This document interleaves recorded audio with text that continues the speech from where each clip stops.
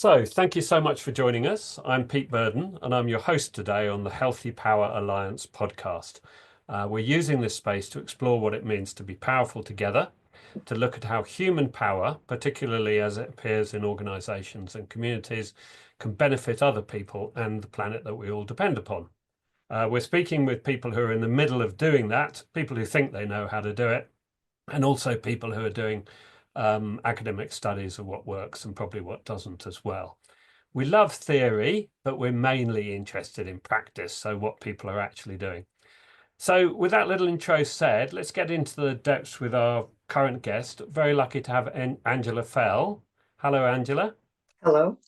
Thank you for coming all the way from Wigan. Yeah, thanks for inviting me. Great, and I love your accent. I'm really enjoying that already. Thank you. So I had a little look at your LinkedIn profile to try and understand where you're coming from, and the first word that jumped out at me was grandmother, which I thought was a Mhm. lovely way to kind of start. And then it also says something about you're the co-founder of Northern Heart and Soul CIC. Right. And the other thing, maybe you can explain in a second a little bit what that is and what you do. The other words I kind of picked up that seemed really interesting were you said you're a reformed reformer, which I thought was kind of telling, and also lots of community stuff. So could you just expand on that a little bit and tell us a little bit about yourself to get us going? Yeah, of course. I've spent the most of my adult life working in people's communities with people, and usually communities that perhaps have been oppressed or labelled for lots of different reasons. And I think uh, just as the pandemic started, or just before the pandemic started, after working either in the voluntary sector or for regeneration programs in public services or managing children's rights type services, trying to reshape or shape uh, different ways of doing things within the community and doing the radical help stuff in Wigan, I kind of decided that it was very, very difficult to change things from within systems. And just as the pandemic was about to start, I met up with somebody who I'd worked with within a system in Wigan to say, should we have a go at doing what we've always wanted to, but never been able to do from within a system perspective? And then we had the pandemic, and that enabled us to develop a mutual aid group where mutuality was at the centre of it rather than that charitable helper model. We were Uh-huh. really promoting mutuality within that. And then that kind of grew us into thinking perhaps we need some form of CIC, some kind of governance structure, a temporary one that enables us to hold some of the risk within community life so that we didn't start to introduce all those toxic power systems within the neighbourhood. So that's always been kind of our questioning is how do we enable the function of a neighbourhood to grow and alternative governance systems to emerge while still having to have some form of governance structure that's existing systems still require and to keep everybody within that safe. So that's how Northern Art and Soul kind of emerged with this idea and this vision based on being influenced, I think, by the work of people like Jess Steele around like how do we become, is it possible to become a self-organising and self-renovating community, and how do we do that using the pedagogy of asset-based community development in its purest sense, not the version that kind of we've seen be kind of stolen really in order to justify cuts to services, but really thinking about how do we shift power and resource to communities. So that's where we're up to, thanks to some Greater Manchester system change investment. We're about 4 years into that journey of showing up in the place where we work and trying to do very, very simple things, which are often classed as radical. Uh-huh. Lovely. Thank you. There's so much in there. I want to kind of unpack some of it. And already you're talking about toxic power and what you can do to kind of prevent that kind of coming in. Which makes me think I want to just say a word about the way we're using the word power, because as you know, if you studied this stuff, power is a very highly contested kind of word in academia. So we're using this very simple definition, which is basically power is when somebody meets their goals or gets their needs met. And then by healthy power, what we mean is when people are able to do that, but do it in a way that increases the healthy power of other people around them. So kind of increases power. Um, and toxic power is kind of the opposite, when you get power, but you take things away from other people to achieve that. The other thing I wanted to kind of reflect on, based on what you've said, it sounds like you talked about moving out of the kind of system, and by that you mean the kind of service client kind of system. You had a kind of professional life in that, did you, in that world first? Yeah, I've done that in a few different councils, either Uh-huh. in for regeneration programs or more recently in my hometown, seeking to reform public services in Uh-huh. children and families services. So yeah, I've done, and then in large voluntary council for voluntary service organisations. So I've kind of had this work around enabling and supporting communities to make change in different guises and in different sectors, but only more recently, like with the ultimate amount of freedom Yeah. Yeah. in the place where I live. Yeah. And that sounded like it was because you'd sort of, having spent all that time inside the systems, you realized that actually it was difficult from inside the systems, including kind of, and I think you mentioned kind of radical help. So that's the kind of Hillary Cotton Yeah. sorry, radical help, the Hillary Cotton idea. But it sounded like you'd that didn't work for you so well or something, or It worked. It worked beautifully well at a ah neighbourhood level. I think it was the system around it I that see. that uh, I think kind of eventually prevented it from working because uh, it really shone a light on the fact that the way we ran the systems were a much bigger part of the problem, Mm, and people in the system at that time didn't really want to change. I think we've seen a much more of a shift. I mean, that was 2011, and I think there's been much more of a shift. But at that time, people were really defending their job roles. You yeah. know, Okay. teams. It was quite difficult work that made me poorly. Actually, I let myself become poorly Uh-huh. doing that work. Okay, lovely. All right, let's come back to that as well. But I want to kind of, as I say, get into the kind of practical and in a way the kind of personal. So, when did you? I mean, you spent your whole working life kind of working in this kind of space around power. When did you first realize that power was important and power mattered? I think as a woman growing up in a very traditional working class community, from a very early age, I could see the distinction around gender roles Hmm. and the way that that played out in my family. The things that I weren't allowed to do, or the expectations that were coming my way because I was a woman. So I think that kind of idea of things being unfair and it's okay for them, like kind of were some of the situations that really fueled a sense of justice in me. And then within school, in a Mm. Catholic school, I think being taught by nuns uh, uh, in a real unchristian way Mm. kind of made that uh, uh, injustice become even more clearer. And then I think just generally living where I lived and seeing, how how tough some people's lives were and how little they felt in terms of having control to be able to Mhm. to change that, and then coming back to work in the town and seeing when I was managing youth service and education wealth service and connection service on a locality basis, I was going through the databases and looking at all the families and kids who we were like labelling as requiring intensive support. Mhm. And I could have told you that because I went to school with the families. So just seeing that actually nothing was really changing for families in local communities other than this kind of label of them being in need of support and being rescued.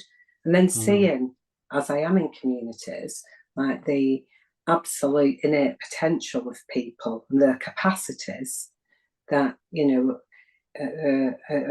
have just been really closed down because the worth they'd internalised all these ideas either through people coming in and saying what you're doing is not good enough, your parenting's not good enough, Mhm. or systems coming in and programs saying, hey, we're here to fix you because you're not good enough. So Mhm. just seeing that kind of uh,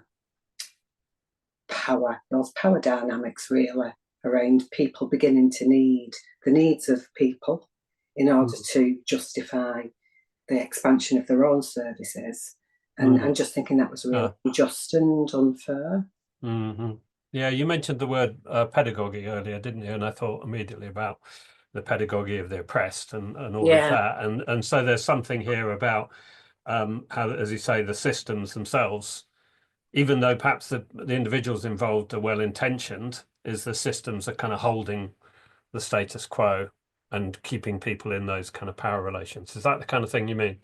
yeah. And that's so much what we've seen play out in the local work here. Like just taking a ward of about 14,000 people. And like your first challenge is like the impact of capitalism, really, and the impact of uh, kind of austerity for so long, where people see themselves as a customer or a client. And so like being able to, that's been so much of the work, is getting people to focus on primary assets and what we have between us without people thinking that what we're actually trying to do is big society, like we can do Mhm. with this all ourselves, but building that collective power muscle so that we can take action has got to be done by looking at what it is that we've got in common and what it is that we've got strengths in that we might be able to do together so that we can practice that collective power muscle.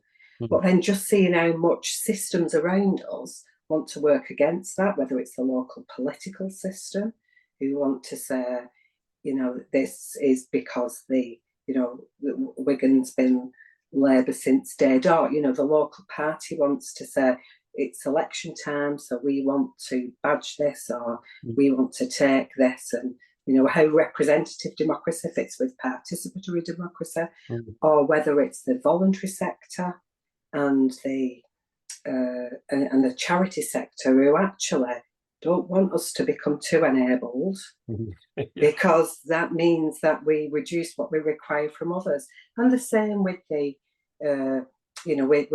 with the state is, I always remember when I was doing the radical, the Hillary Cotton work, the radical help work, having a conversation with a youth offending team manager who said, don't do it too well. It you will know, solve the problem, and then there'll yeah, be no yeah, demand for the service. yeah. Yeah. And so I think, that there is always some power at play. And the more you grow one, then that kind of shoots off some like action that starts to appear in other places. So Yeah. you're working with it all the time. Yeah. I wanted to explore that a little bit more, actually. The way you were talking, it was really reminding me of, I can't think of the name of the person now who's spoken about this, but the way an organization will set out with a kind of a useful kind of mission, and then as it grows and it's got grant funders and so forth, its own survival often becomes more important than the thing it's trying to do itself. When you had working in those kind of professional roles in service organizations, how does that, I mean, is it partly about the mission changing, or what else happens that means that the people in the organization don't?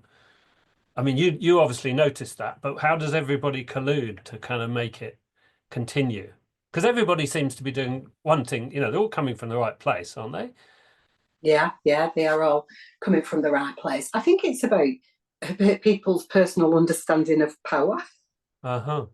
Uh, and I think uh, like we very much, Jill is the other co-founder, and there are a few other people now who have part-time jobs with us too. Is that our mission is to like make ourselves redundant, Mhm. and it's also to proliferate rather than scale. Mhm. Mhm. And I think, and it's also kind of, and this was like one of the real learning and benefits from doing some of the radical health work and having the Tavistock and Portman work alongside us for so long. It enabled us to really kind of think and equalise some of the power stuff around acknowledging that there was a power in a relationship between a team member and a family member, Okay. but then working too on, like, we were all on the programme. Uh-huh. Everybody was on the programme who were part of the programme. So trying to be really, really upfront and talk about power in our programmes with people and what Uh-huh. choices people had, and equalise that wherever we are. Mm. And I think within systems, because they are, and be really circular, but I think because systems are triangular, in terms of ultimately, you've got the politicians who are setting the agenda, and you've got this supervision system that goes up and up and up in a triangular Mhm. way, Mhm. then people tend to have to justify themselves as Mhm. opposed to talk about the work. And they don't look at, like, I've always held this idea that, well, if we do sufficiently well in this area of work, that we make ourselves redundant, then another area of work will certainly Will pop pop up. up. Yeah. Yeah. Uh, but you've got to have some ability to have done some inner work, I think, on power and control yourself, Yes. to Okay. be able to work in that way. And I found I spent about 5 years doing training as well at one point around uh, enabling professionals to stop bossing people about, I call it. Mm. And you've got to feel okay with some of those inner turmoils if you are going to do this kind of like healthy power work. Mm. You can't be just looking to save yourself at the end of the day, Mm. which Well, is tough, isn't it? It's tricky. yeah, well, very much so. Yeah, and I mean, you mentioned kind of inner work, and I was thinking it sounded like what you're partly talking about is having the kind of personal confidence that if you don't have enough confidence, then you're going to hang on to the triangle, aren't you, and try and move up it. But if you've got enough confidence in yourself, and you can say, well, if I solve that problem, another one will pop up. I'm going to deal with it. So there's something about that, and then. You mentioned the Tavistock and Portman as well. So I'm assuming then, kind of informed by an approach around kind of group dynamics and that kind of thinking. Is that right? Is that what you mean? But I mean, there's inner work and there's also group work, isn't there? Yeah, yeah. So we had one of the uh, kind of guiding papers that our psychotherapist who used to meet with us weekly, and very much the work there was about thinking about like what we're bringing to the work and what the work's bringing to us, Hmm. and thinking about that from a perspective of looking at the whole family system, but guided by angels and ghosts in the nursery, Hmm. Friedman's paper around that work, and that was really useful to enable us to do some thinking around. But then we also had personal supervision too from like the CAMS team to help us with this. Well, it was to help us around power and control. Isn't it interesting? Yeah, yeah. So that was an absolute, that was one thing that was really, really great about that program. Well, it's so fun. Sorry, the reason I said it was so interesting because it suddenly made me think. Of course, you've got CAMS teams, you've got mental health professionals working in all of these areas, and those would be the very kind of people that you think would be aware about power and how it operates. But it's not until you actually draw attention to it and spend time really thinking about the relationship between, say, a therapist and their client, or there of course is power in those relationships, isn't there? You have Yeah, to kind of, and working in a big organization, I imagine, as a psychotherapist delivering mental health services, you are going to be affected by the system that you're working in and the way that works. And somehow you've got to find a way to get out of that. I guess that's what I'm yeah, wondering about. yeah. And you could see that the systems that they were bringing us in to fix, which were around kind of the growing budget deficit around children's social care, Mm, some of the dynamics that were playing out at neighbourhood level in children in need meetings and child protection meetings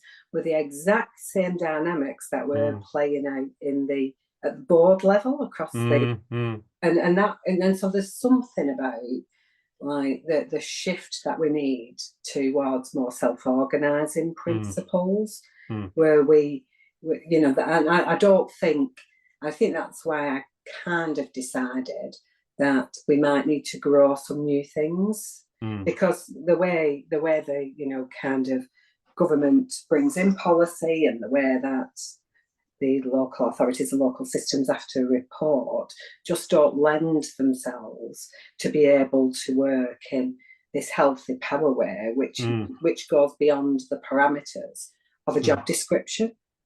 Lovely. This is fascinating. Thank you. And thanks for talking about that bit of the past. And then, as you say, you've kind of moved to creating a different kind of approach based on much more mutuality. So could you talk a little bit about that, and how do you do that in practice then? How do you, when you're joint working with a community, how do you make sure that you don't revert to more toxic forms of power? It's really, really tough. And I think it's got to be resourced for, you know, ever such a long time Right. with some really great skills in there and some great practices around restorative practice and Hmm. circles and enabling people to have dialogue and hold conflict together. You know, Hmm. but uh, one of our kind of key approaches has been around using asset-based community development and learning conversations to help us, first of all, uh, begin to understand what it is that people locally care enough about to act upon. You know, Okay. that's within their own power to do so. You know, that Okay. doesn't need somebody else to give you permission to do that. And then uh, begin to create and discover who are the connectors across the community, the connectors who traditionally are not the people who would show up at meetings or who would ever take on a responsibility such as treasurer, you know, Hmm. who shy away from that kind of power, who are the Hmm. people in the background, and then begin to bring those people together into a Hmm. group. And in doing so, bring into that some different ways of practicing and communication around like art of hosting and appreciative inquiry Hmm. and Hmm. triads Hmm. and consensus decision making Hmm. to begin to like practice things and ways of being that people begin to notice Mm. are Okay. different. Mm. So that's great. I just wanted to. So there's lots in there, and again, I want to unpack it a little bit. So you started talking about asset-based kind of thinking and working, and you said something about trying to find things that people kind of really care about. And so, could you say a little bit more about that piece first? Yeah, so asset based community development is Mm. based on the premise that if we focus on what's strong first, and that's not to ignore what's wrong, but that's about building collective muscle of being able to do some small things successfully, particularly in communities where people may have felt like they don't have power or control, and Okay. achieve small things together. So Okay. then based on that practice and continual practice of, well, if we did that, we might just be able to Okay. do that. So it's the idea of using what we've got first of all Sure. with small stuff. So, for example, after the pandemic, two of the first things that grew out of learning conversations across the community were a food pantry and a community garden, because we were able to kind of bring together people who were interested in food poverty or food waste. And then we were Hmm. also able to bring together people who were interested in food growing.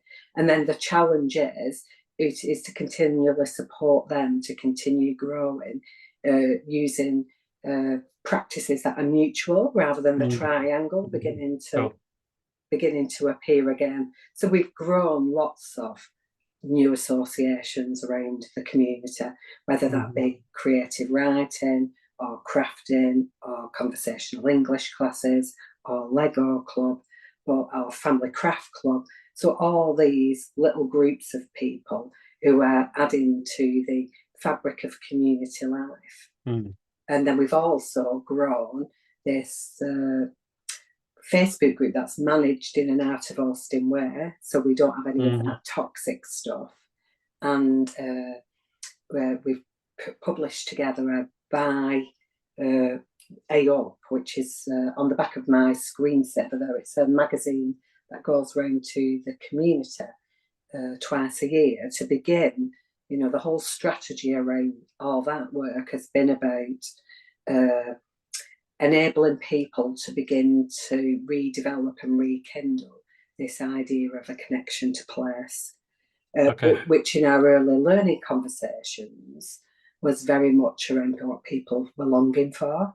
The fabric of their faith sector or the working man's club that had once held people together, all that Mm. disappeared. So Mm. we have been slowly beginning to creating this idea, and we're measuring that actually. We're Mhm. doing an annual survey. That's one of our kind of indicators, is how connected people feel Mhm. this place is. Because the more that people feel connected to it, the more natural action starts to occur, like wanting to protect an asset of community value, coming together Mm. to do that. Mm. Beginning now to we've now got a community lottery where citizens, local people, make the decision about how that monthly money is spent. So Okay. all this practice of like, I live around here and I contribute to here in lots and lots of different ways, in the hope that in the longer term vision of us owning housing and owning assets and thinking about community benefit societies, that the Yeah. collective practice is built into people recognise what we're doing because they're Yes. practicing it for a couple of years. Yeah. I'm really getting a sense of how, well, a couple of things. When you're starting this process, it's important to have to work around things that people really have some kind of agency over. So something they can literally do themselves as a way of working. But then also, I started to think, oh, there's a sequence to this. So you start with finding those kind of things, then you find the connectors, and then you develop the practice. But I'm hearing much more now that these things are very much interwoven. So the practice comes in early, and then presumably from the practice and the experience of consent-based decision making or of hosting or whatever it is, then people learn new skills. So Yeah. even though what they're working on is relatively small at the beginning, and then that gives is that right? That then gives the possibility of doing bigger things like the lottery you mentioned, for example. Yeah, because I mean, even if we just got 1,000 uh, people in the community and we've got 9,500 voters paying £5 a month, Yeah, that's £5,000 a month yeah, yeah. in terms of circular economies. Sure, sure. And so what we do is we have a space, an associational space that we've been able to open, and we keep everything in there completely free Yeah, to keep it level. But if anybody wants to contribute, they can join the lottery. yeah, yeah. That's really growing. And another thing that we've done locally is we brought a play box into a park, a shipping container, and the kids loved it. They really loved it enough to form a campaign group, and in 12 months, crowdfund in the community and present to a local business. And now the community owns a shipping container. We've been able to buy our own. So I Uh-huh. think that very practice of like communities seeing, actually, we've got the power to do good Mm, stuff and make positive mm, change in this community, mm, but then enable through doing small things like starting with a pantry or an art club or a, and creating all that ecosystem of connected things, mm, because within all those places are at least 5 or 6 people in each group who are contributing to community, and then every year we bring them all together mm, and show what everybody's been doing, and look at what might we be able to grow together. Uh, mm, and I think it's shifting the traditional way of doing stuff, which I used to do. I set up a childcare community-based organisation in Sefton in 2007, which is still mm, going strong. But I was part of the problem of going into that area and displacing the existing parent and toddler and self-organising system. And then Sure Start came along. And as much as I love Sure Start, it told parents around there that evidence-based practice works best. And mm, we destroyed the very, very fabric of associational life. So that's going to take us time to mm, rebuild. And we'll always need some kind of resourcing because people fall out. mm. Well, I was going to ask then. So yeah, I understand the theory and the practice of how you've been doing it. It sounds fantastic. And I mean, how do you though? How do you? I mean, must have had problems trying to do this, and particularly, how do you resist the very human kind of wish that people have to also take power, don't you? I mean, that must, even as you form those kind of self-organizing groups, people might bubble to the top who want to kind of take power back. Do you Yeah. actively work to resist that, or how do you do that? Yeah, we actively work to resist it and we let things fail. Because one Hmm. of the things I think that we've noticed, like within the neighbourhood, there are a couple of groups who have been here a long time. Who don't really have anything good to say about the place, but enjoy the personal satisfaction of what they do. But they can't really do anything because they fall out with each other so much that nothing really happens. Hmm. So and people have begun to. I think you just got to let people make their own minds up in the long term, because people Hmm. now see that actually, like the mutual aid group has a brilliant community play offer that's run by the local community. There's lots of stuff going on for all different age ranges. People love the intergeneral nature of it. And then what they see is this other group can't really organise anything. So I think that I like the hospice in modernity. I think the temptation for me personally, what I had to let go of was fighting against things that I thought actually that's toxic, and just Hmm. let it run its life because it Hmm. eats itself in the end, and just Hmm. carry on growing what you are growing in the way that you are growing it. Hmm. And I mean that where we're up to now is to begin building in a lot of more restorative stuff. Hmm. Uh, Having had one of the things that we've been good at doing actually, because of uh, trust-based commissioning investment from Greater Manchester System Changes, which is Kelly Chase Foundation monies, because we've been able to demonstrate what happens when you trust a community with resource and what might grow.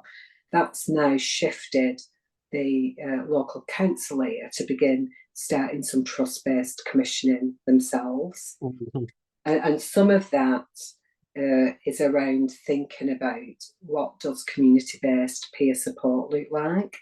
So when you begin to bring people together in communities in natural open spaces who possibly have been used to demanding off services and systems, and have also been used to not receiving what they need, Hmm.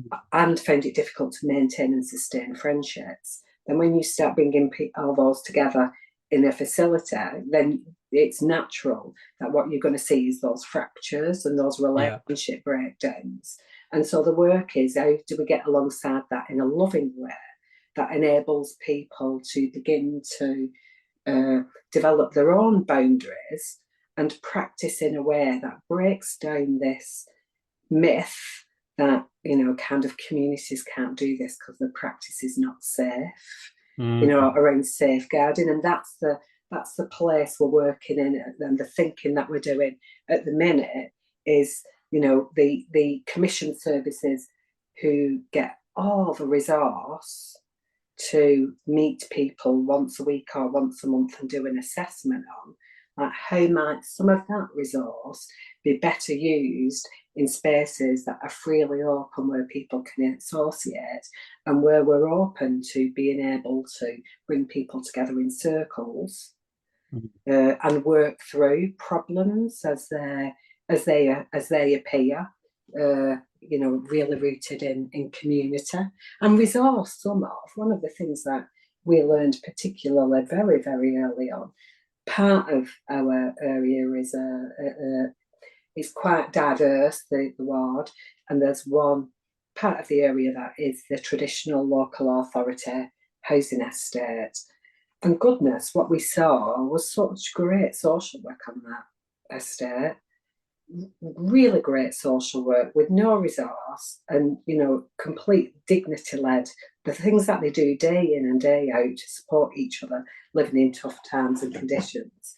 And how do we then shift power and resource to say, how can we support you to do more of that, rather than how do we pay for one more social worker to have a caseload of 24? And I'm not saying we don't need that, but the work on asset-based community development is very much around starting from what is it that this community might be able to do together if it was connected and resourced, and then what does it need help with, and then what does it need doing for it. So shifting the power to centering the people who traditionally, through regeneration programs and kind of different funding schemes, have been seen to be labelled as people in need.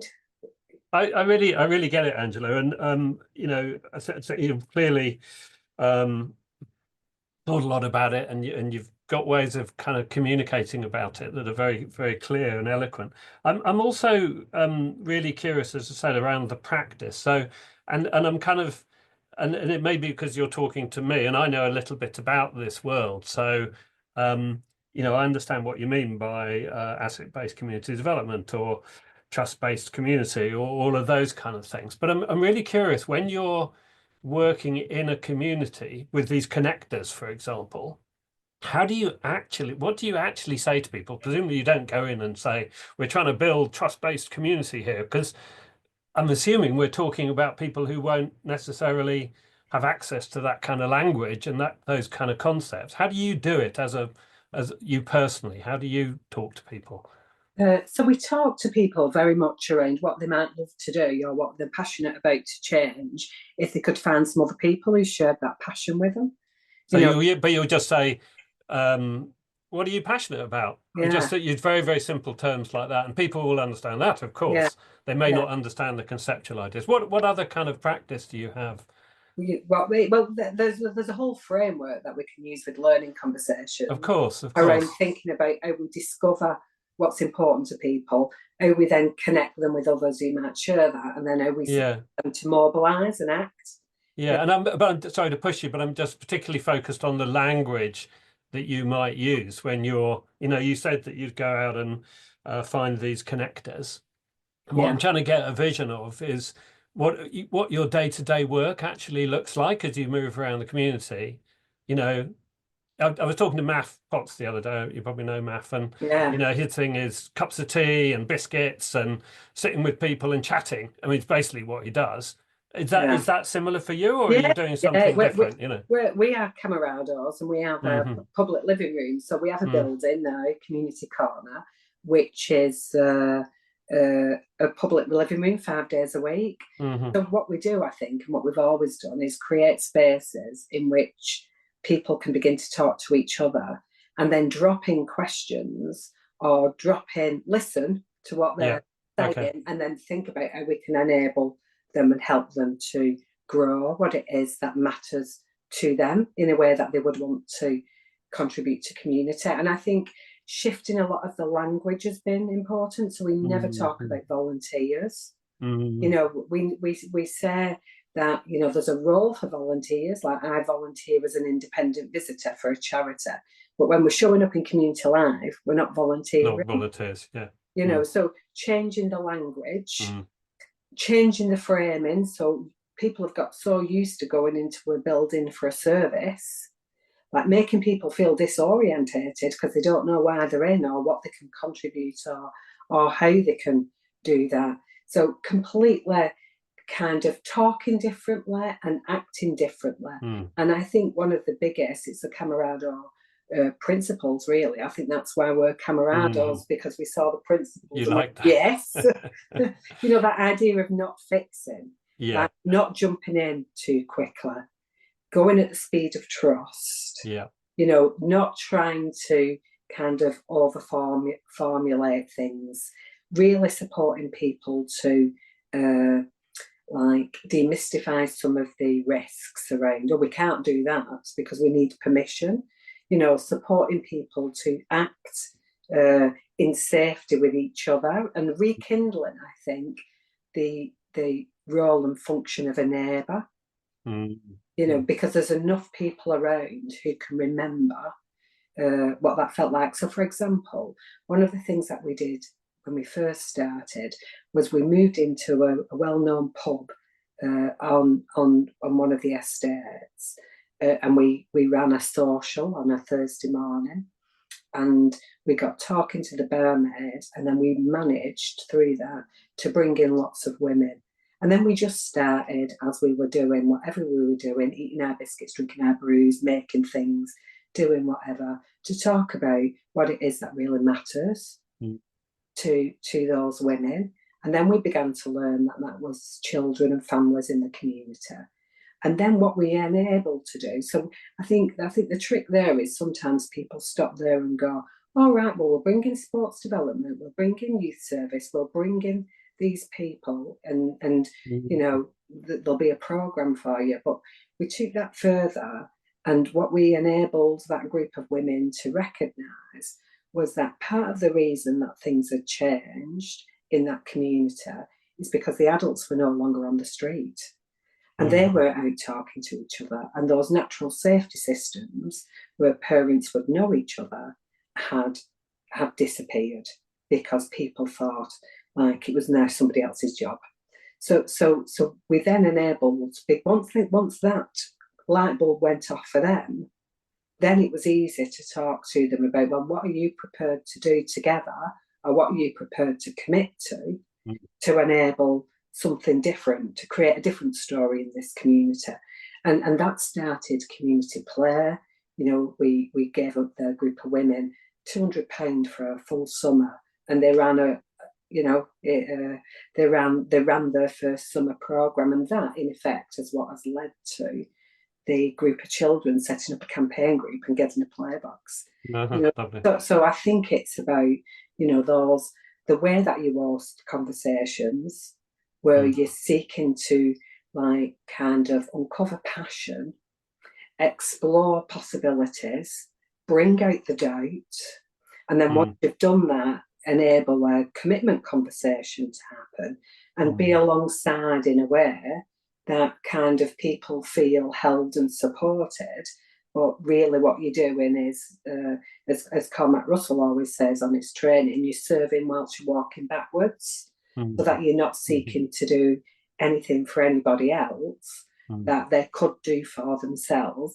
But at the same time, recognising that you might have some knowledge and expertise that's useful, that you can pepper in at the right time, in the right way, to help people to grow their ideas and their experience beyond the experience and the reality that they're living in. So we took some of those same women also wanted to do things for older people in the community because they felt that they learned so much from them when they were in the company, and they thought that they were a good laugh.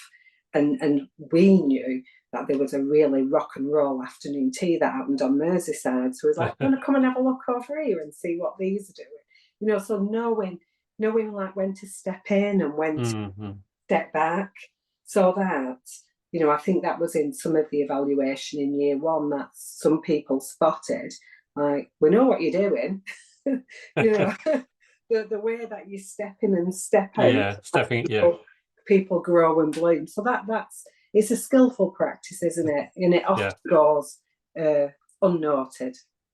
Thank you, Angela, so much. We've kind of flown through the time.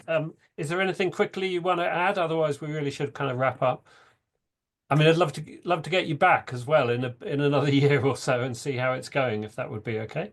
Yeah, of course. Yeah, I think the most important thing that I've learned as I reach the end of my career is keeping things really, really small. Mhm. Small is beautiful. That was a Yeah, wonderful idea, wasn't it? yeah, But exactly. yeah, okay, good. Yeah, All right, thank you. Well, thank you so much. Uh, as I say, well, would it be okay if I invited you back in a year's time or so?